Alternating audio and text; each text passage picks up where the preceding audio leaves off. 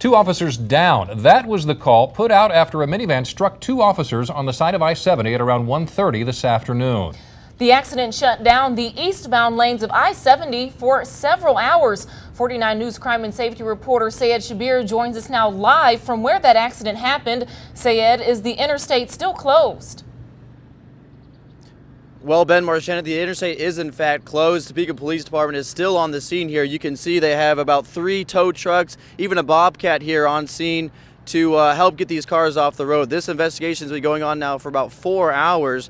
Now, when the call came in this afternoon that 2 officers were in fact down, about 50 officers rushed to the scene right here to make sure their fellow officers were okay.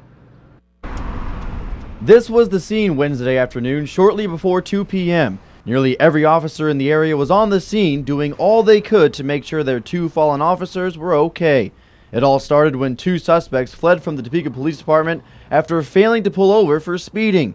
Additional officers were called in to set up a perimeter. 2 officers, one from TPD and the other from the Kansas Highway Patrol, were posted on the shoulder of the eastbound lanes of the interstate. They were standing just outside of their cars when a minivan slammed into their vehicles. The collision struck both officers and the minivan rolled down the side of the highway, taking the state trooper's vehicle along with it. The 2 officers and the 2 people inside the minivan suffered serious injuries and were transported to a local hospital. It was devastating news to the officers on the scene, but they say it's just part of the job. Well, this is another example of the danger police officers have to face every day, whether it be in traffic or going down a dark alley with screaming and yelling and gunshots. Back live here at the scene of the accident, the police department just recently released the identification of the 2 officers involved.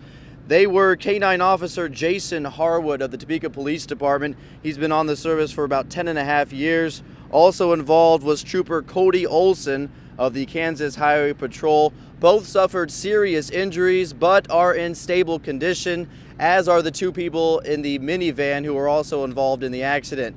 Now, the interstate will be shut down for some time until the police department can get these vehicles off the road. It is shut down between 75 Highway and Topeka Boulevard. That is the latest from the scene. Reporting live along I-70, Sayed Shabir, KTKA 49 ABC News.